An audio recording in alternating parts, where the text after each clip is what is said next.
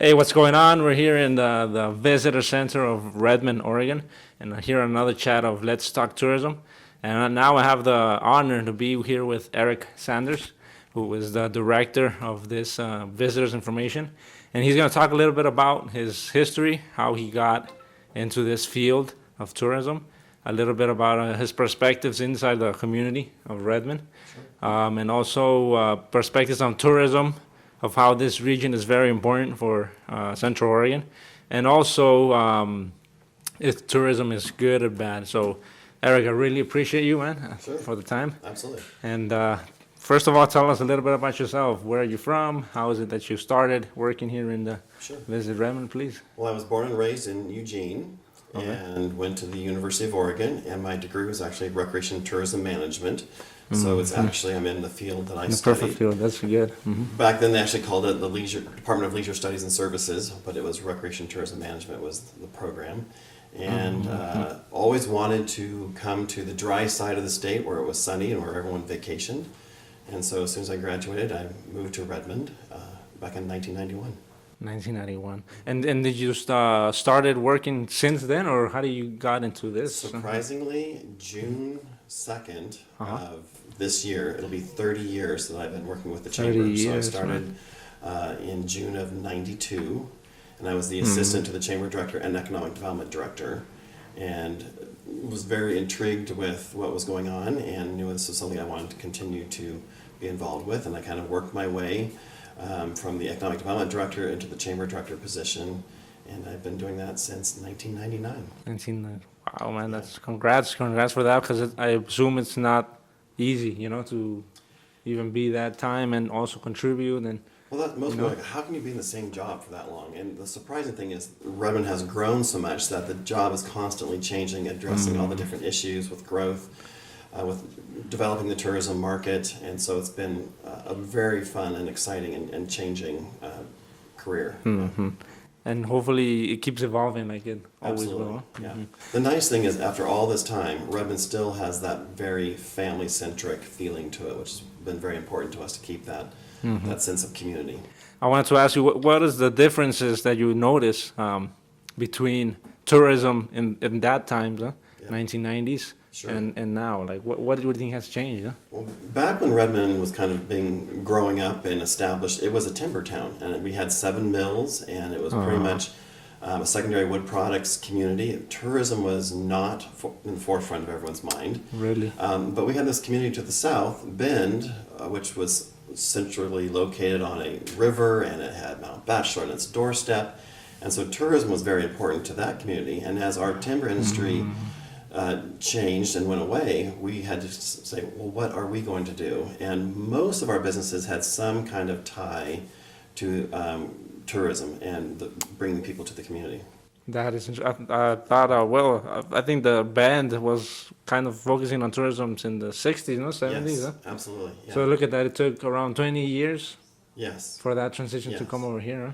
Well, we definitely had an opportunity to develop Redmond into a community that addressed and embraced tourism, and then kind of figure out, well, what is tourism to Redmond? So we had a lot to work with.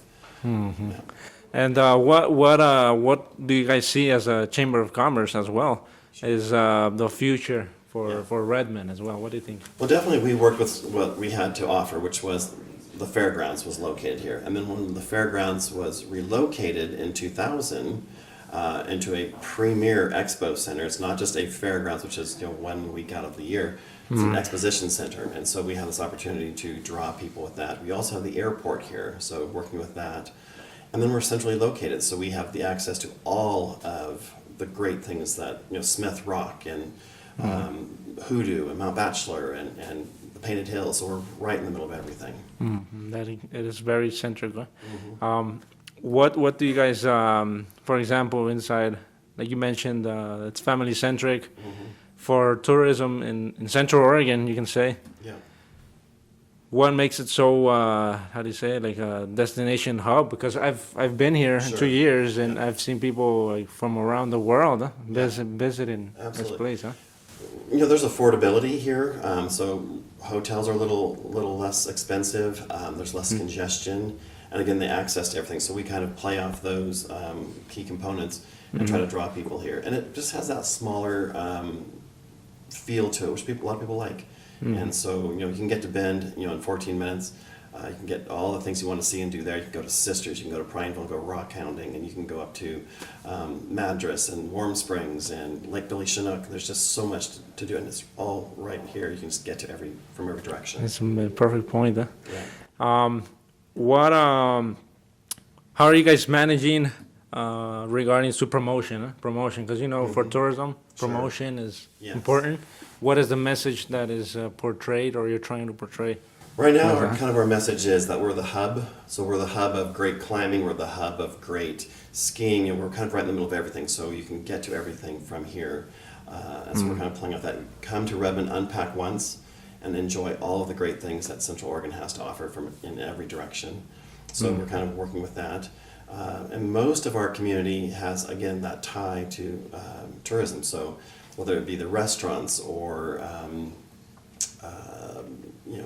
hotels, motels, they all benefit from when we have a busy tourism season. Mm-hmm. And you're getting that message out there through traditional media? Traditional media, print, social media, etc. Yeah. Etc. Trying to get the name. Huh? Yeah. Mm-hmm. And definitely social media is playing a much larger role than it used to. Mm-hmm. That's interesting. And now that you are, you can say you study tourism, huh? And you might know a little bit more than the common person. Do you think that tourism is good or bad, maybe in the long run? Does it have its consequences? Sure. What do you think? Mainly, though, what we focus on is shoulder season. And shoulder season or off season from September through May, trying to bring people during those months. In the summer, we're full and we're busy. And so we don't want to bring more people to Smith Rock when it's absolutely at its peak. But there are better times to come to Central Oregon when it's less crowded. Hotel rooms are less full, so you have a better chance of getting a room availability, and so we really focus on those kind of off shoulder or off season. Off season. Yeah. Mm-hmm. That's interesting. Regarding I wanted to say like tourism in the long run, do you see like that this much influx of tourists? Does it have its consequences? Yes, I mean, if you overlove something, you can overlove it to death. So you can walk on too many trails, you can trample things to death. So we definitely are promoting good stewardship with tourism and trying to make sure that if you pack it in, pack it out, leave no trace, that kind of thing. So definitely being responsible and being a good visitor to your community wherever you go. Trying to make sure that people have that sense of care for the land which we all share, and it's something we always work on and will continue to work on, because you can abuse something to death by just showing up and using it too much. Yes, and that's kind of the main focus that it's going now towards sustainable tourism. Exactly. That trend of and people. Ecotourism, yeah. Ecotourism. Yeah. Is Redmond focusing towards that? Has it always been like that? We've always had that in the forefront of our mind. Like, how do we use something and take care of it at the same time? So it's That's definitely amazing. something we're interested in promoting. It really, that's something that amazed me when I got here, that it's perfect for tourism. Huh? It has its community, it has nature as well, and there's economic prosperity. Yeah, definitely. So, Eric, I really appreciate your time. Absolutely. And appreciate yours as well.